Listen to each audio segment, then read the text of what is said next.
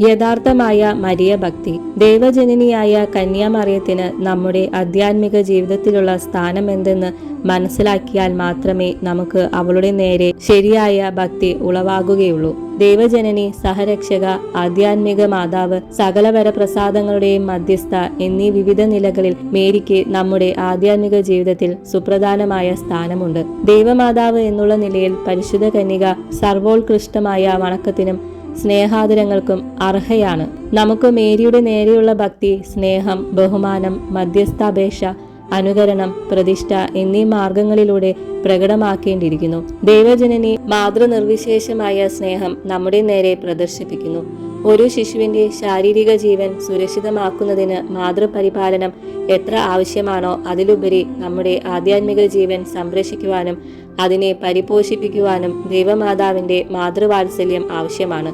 അതുകൊണ്ട് തന്നെയാണ് ഈശോ അവിടുത്തെ അമ്മയെ തന്നെ നമ്മുടെ ആധ്യാത്മിക മാതാവായി നൽകിയത്.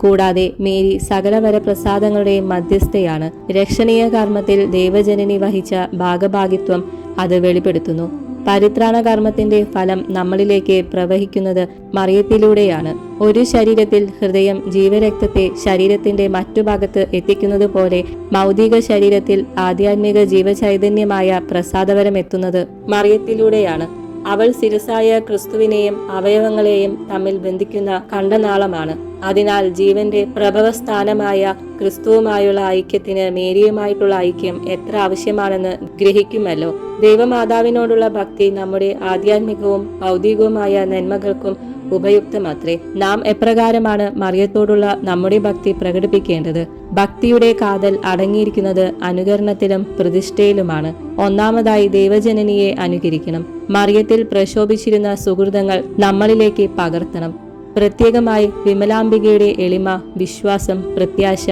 ഉപവി, വിരക്തി മുതലായ സുഹൃതങ്ങൾ അഭ്യസിക്കുക. എല്ലാ ക്രിസ്തീയ സുഹൃതങ്ങളും ഏറ്റവും വലിയ പൂർണ്ണതയിൽ മേരിയിൽ വിളങ്ങിയിരുന്നു. രണ്ടാമതായി നമ്മെ തന്നെ ദൈവജനനിക്ക് പ്രതിഷ്ഠിക്കണം. അവളുടെ സേവനം നമ്മുടെ ജീവിത സാഫല്യമായി കരുതുക. അനുദിന ജീവിതത്തിലെ ഓരോ പ്രവൃത്തിയിലും മറിയത്തിന് ഒരു സ്ഥാനം നൽകേണ്ടിയിരിക്കുന്നു. മറിയത്തോടു കൂടി മരിയ ചൈതന്യത്തിൽ ദിവ്യ ഈശോയ്ക്ക് വേണ്ടി മറിയത്തിലൂടെ എല്ലാം ഈശോയ്ക്ക് സമർപ്പിക്കുക. നമ്മുടെ ജീവിതം മര്യാത്മകമായിരിക്കണം. മാതാവിനോടുള്ള ഭക്തി മറ്റുള്ളവരുടെ ഇടയിൽ പ്രചരിക്കുവാൻ നാം പരിശ്രമിക്കണം. വൈകാരികമോ ബാഹ്യമോ ആയ ഭക്തി പ്രകടനത്തെക്കാൾ ദൈവശാസ്ത്രത്തിലും വിശുദ്ധ ഗ്രന്ഥത്തിലും അധിഷ്ഠിതമായ ആരാധനക്രമ ചൈതന്യത്തിന് അനുയോജ്യമായിരിക്കണം നമ്മുടെ ഭക്തി.